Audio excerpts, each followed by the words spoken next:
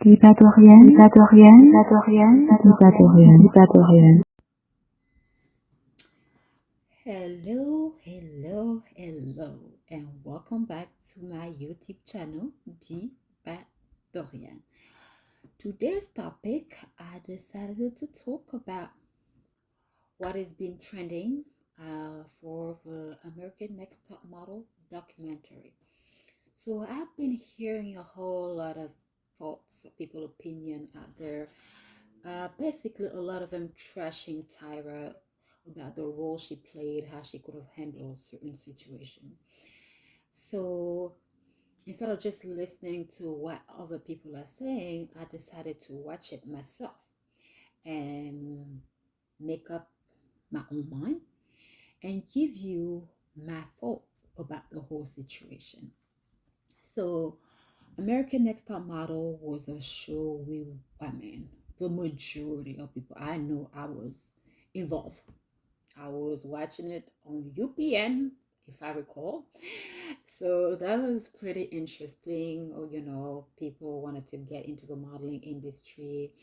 And that was a way for us who didn't know the industry and other people who were not aware of the industry, because sometimes you hear um, certain things, and when seeing certain thing also give you a different perspective. But definitely I think the reason she did the show, I mean, that's what I thought back then, was that she wanted to give exposure to the people who wanted to be in that industry. And that was a stepping stone for a lot of models. Some models came from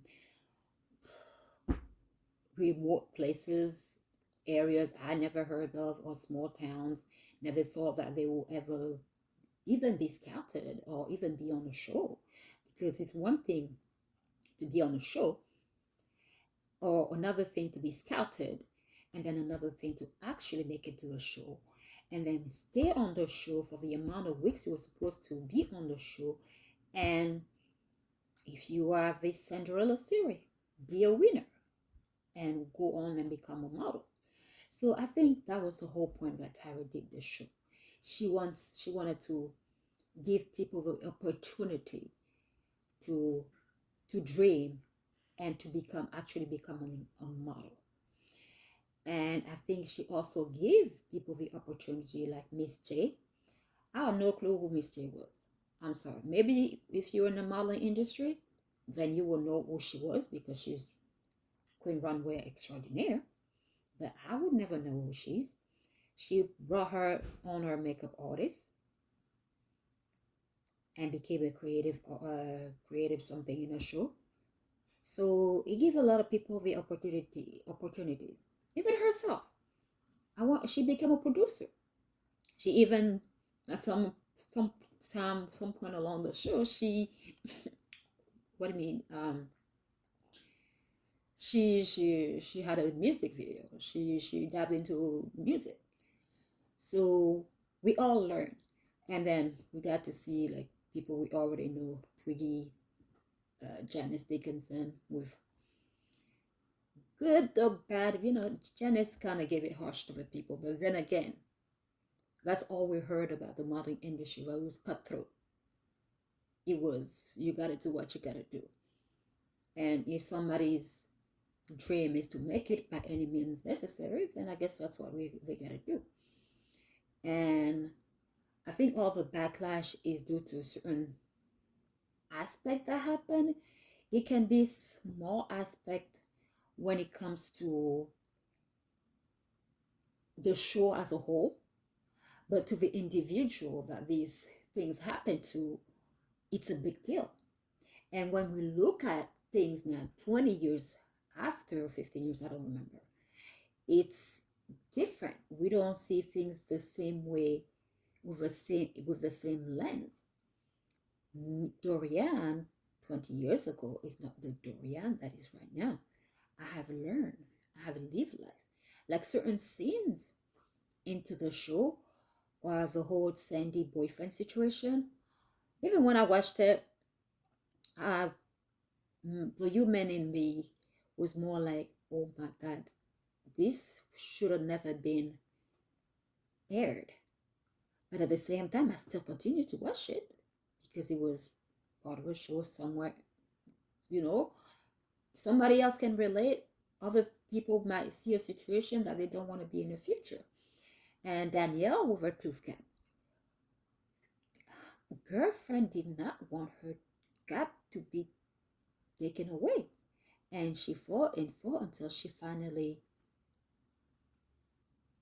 took, I don't know, I don't even remember if she completely took it, the gap was completely taken out or not. But when Tyler told her, you know, in the industry, they won't get rid of the gap.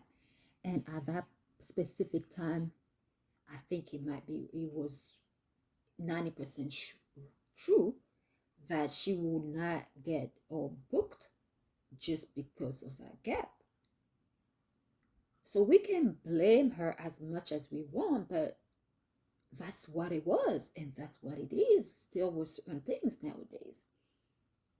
And there's another lady in the documentary, I forgot her name.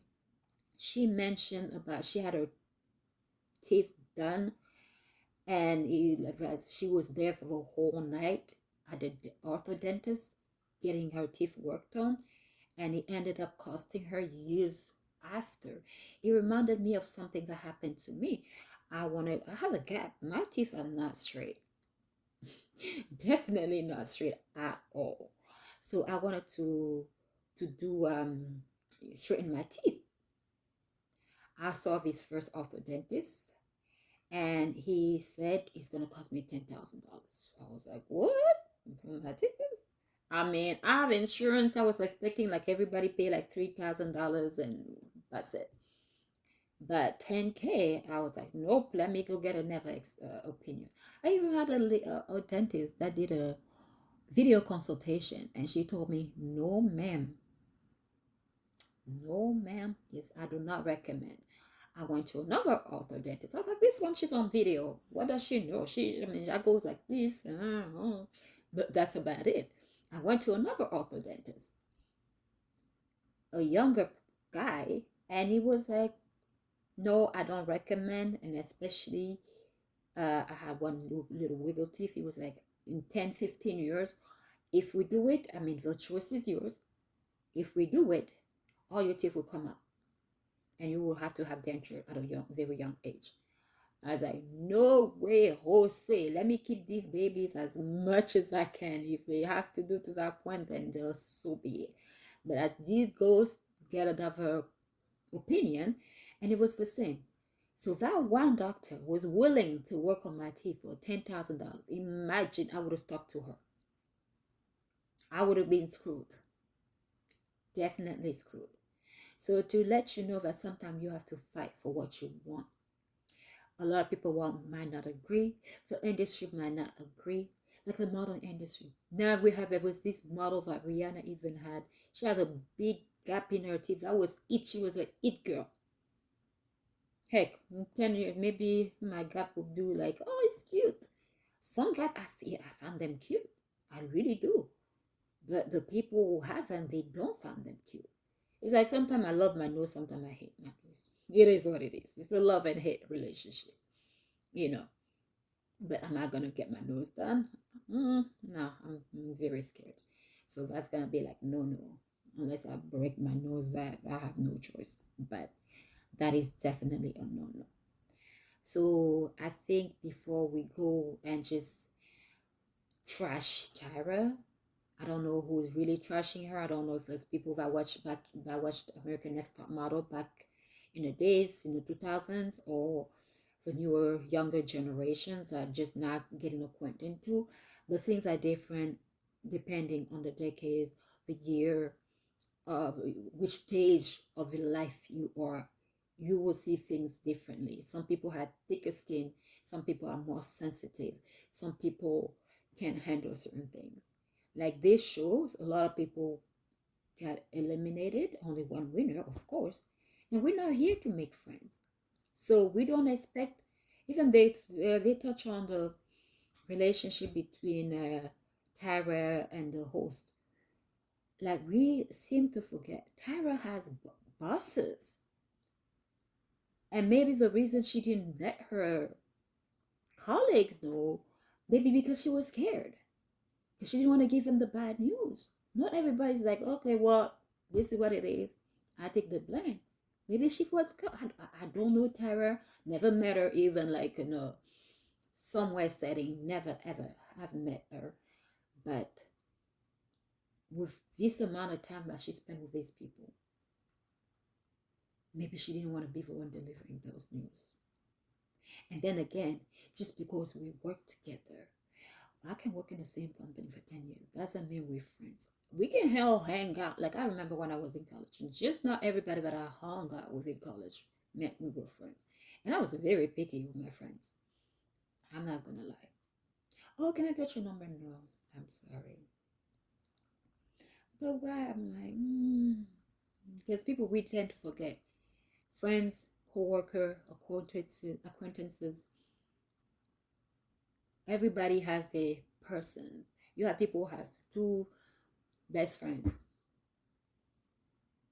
I found that weird because if my best friend, then you know everything or most everything, so they're gonna feel comfortable to being best friend with the other person that they felt like being close to like that, and me on the other end might not be close to that third person.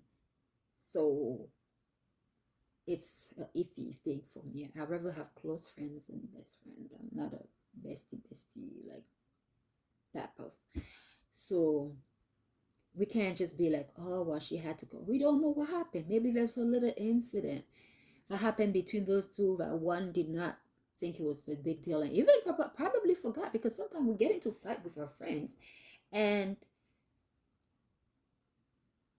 one start acting weird, or things are not the same. And when you look into it, like, oh, but that was really, but yeah, that was a big deal for that person. So the show, I don't think the documentary gave us everything, gave them more questions to why. And also, another thing is, why are they doing the documentary right now? What was the purpose of doing the documentary right now? Because I mean, it's not like we were asking for it. It's great to see. It's good to know. It's good to know where they are. It's good to know how some people turn out to be. But did we really need a documentary for American Next Top Model? I mean, Netflix made it. They put some money into it, and all these people appeared in it, even in a glimpse, even though they didn't come and specifically talk and say what happened after the show. They might get some type of residual income. So did they do it for the money, or did they do it to put Tyra in a certain light, or did they do it to have people go back and watch some more, which means again more money, or did they do it just, yeah, let's reminisce. Some people go back and watch like whole episodes of NCIS or Grey's Anatomy just because. Like, what was the purpose? Like, that's my question. What was the purpose to do this? And then some people, I like how some of the judges, they were like, even Tara herself, at one point in time, if I recall, she was like, I wish I would have done certain things differently, looking at it in this lens. Because some people think, okay, yeah, you start something with an idea because you want a specific aspect. Like in her case, she wanted to give more opportunities for models to be out there, give them a stepping stone. And the judges too, like somebody like Nigel Barker, like I didn't know him as a photographer. I love his photographer. I happened to meet him. He's a great person. The little parts, the little time that I met him, he's very nice. So even him, he reflected on certain thing, even though it will say something, but it won't be too much like you have to. Maybe the producers, the people giving the money, they want it a certain way, because you start a show with one stepping stone. Now the show lasted so many seasons. So I think somewhere we kind of lose, even the goal end for the bottles are still there, but since we want more um viewers. We want the show to continue season 1, 2, 3, 10, 16, whatever. You have to keep bringing something. So sometimes we are human beings and we like the drama, oh yeah, when bad things happen, we like to see that too, whether we want it or not. Because when it's still the same, all goody, goody, goody, goody, we get bored, we get tired, and we move on. But the show lasted so long for all of these variables, whether we love them or hate them. So we can't really sit here and blame one person. Like I was saying it out there, but she did this, she would have known. Yes, certain scenes definitely. But if she would have cut those scenes, we would be continuing to watch American Next Top Model. Will the producers or will Viacom continue to push it? Will UPN continue to push it?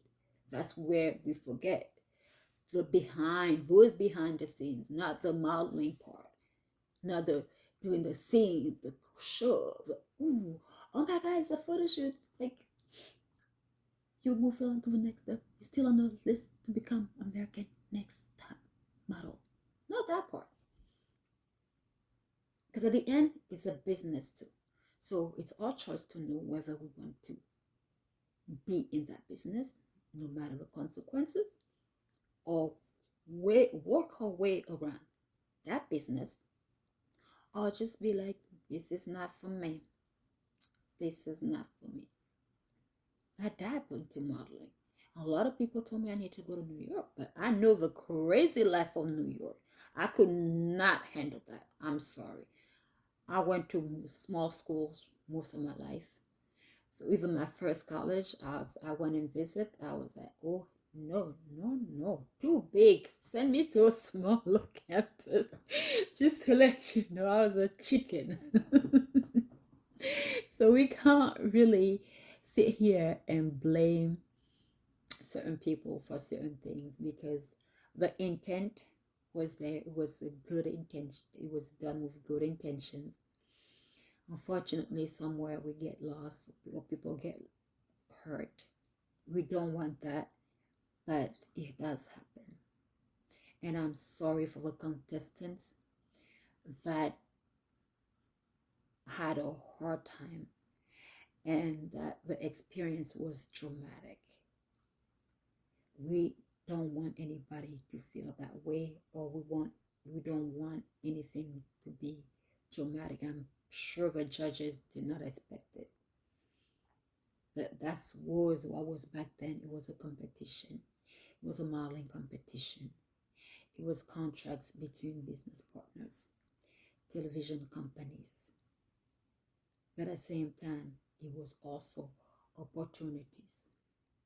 So from whatever experiences those contestants had, good or bad, I hope it was a lesson learned. Maybe it was a lesson learned that they didn't want to go into that specific field or profession. Or they say, maybe I'm not going to be a fashion model. I'm just going to be a print model. Maybe I would just do commercial, less of this nonsense. Or he taught all of us a lesson in life about certain things. So I guess I would say thank you for the documentary, because it gave me something to talk about today and to reflect on. Again, thank you for coming to my YouTube channel, By Doriane. Please like, share, comment, whatever. If you have a question for me, if you want me to address certain topics, let me know. I will put it into consideration. Again, thank you for taking your time to listen and view me. I appreciate it. Again, do you want to be on top? Have a wonderful rest of your day. Bye-bye, and thank you for tuning in.